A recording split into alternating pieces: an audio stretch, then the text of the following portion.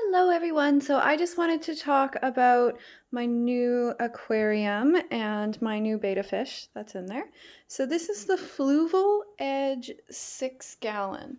It's probably the minimum tank size that you're going to want, even if you're only taking care of one fish.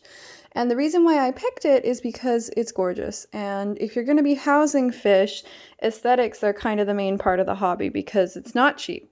It's expensive to make sure that your animals are taken care of correctly. So in my opinion, it might as well be beautiful on top of being functional. I've got some water cloudiness because this is a new tank. So when you look at it from here, you can see that. Now this is a normal process. It's not unavoidable, but when it happens, basically you just keep up with your pH testing and give it time, because all of the new microbes and stuff introduced into the water are trying to hash it out for who gets to live and who gets to die. And we want the clear water bacteria to live. So I support that with the water conditioner to remove the chlorine and chloramines. Sorry, I pick up my... Anyway. And then there was another one, which is a biological enhancer that I use. So you'll notice at the back here, right there, we've got our heating pump. That's a Tetra heating pump. It's 50 watts and it keeps the tank at a really good temperature for Mr. Peter Parker here. Betta fish actually shouldn't be at room temperature. They're a tropical fish. And so what they need is at least a temperature of around 78 to 80 Fahrenheit, depending on which size tank that you have. This one over here, it says 76 because I've got the temperature gauge really far away.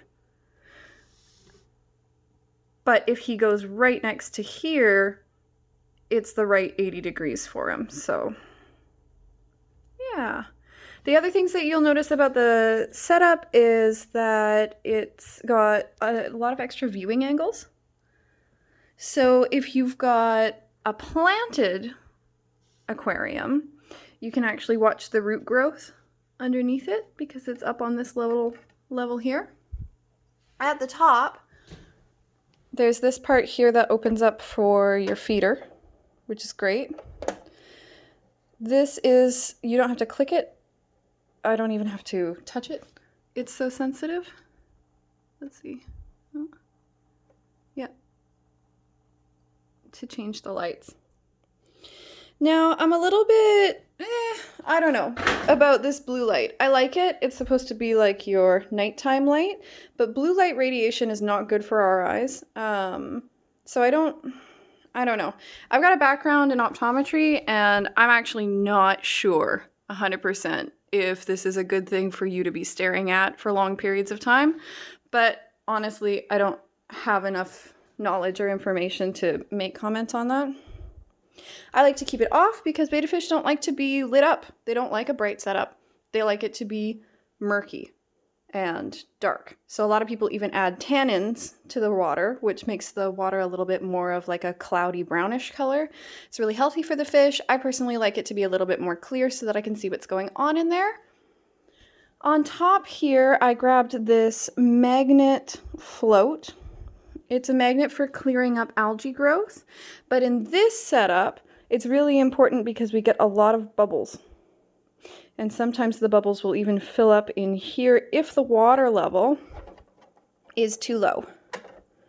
So if I lift this whole housing off, you can see the filter. And if this water level here goes down, then the running water will pop some air bubbles up right into this area here. Doesn't look as good.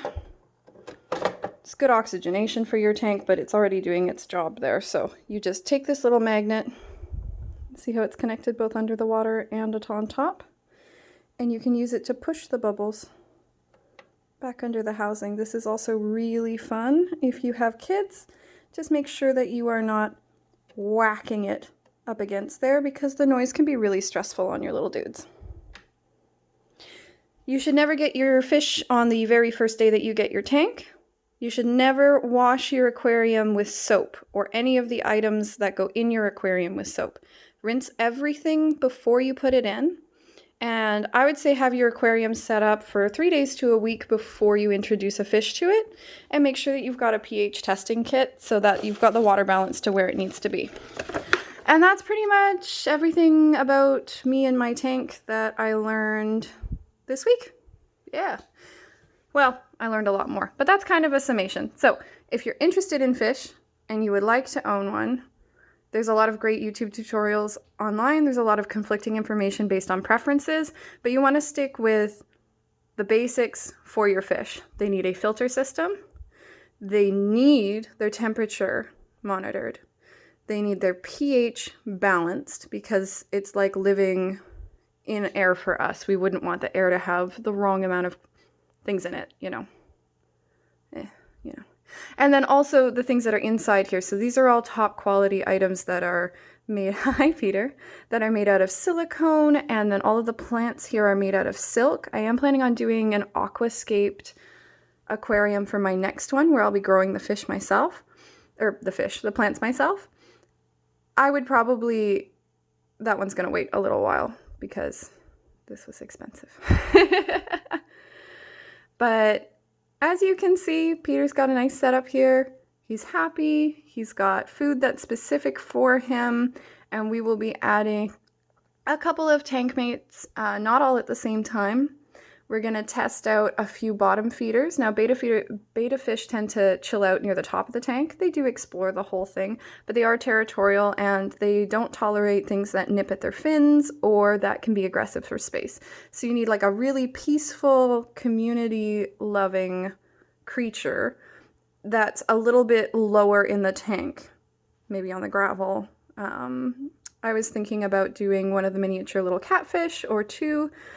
We'll see, but you don't want to introduce a bunch of different types of fish all at the same time because one, their bacteria is going to mess around with the water in here.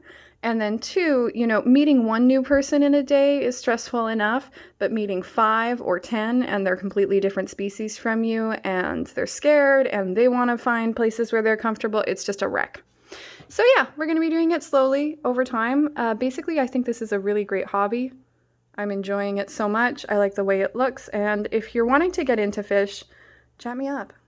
Yeah, I'm hyper-focused on this right now. It's my Captain ADHD mood, so I've got a lot of information that I can dump on people about it.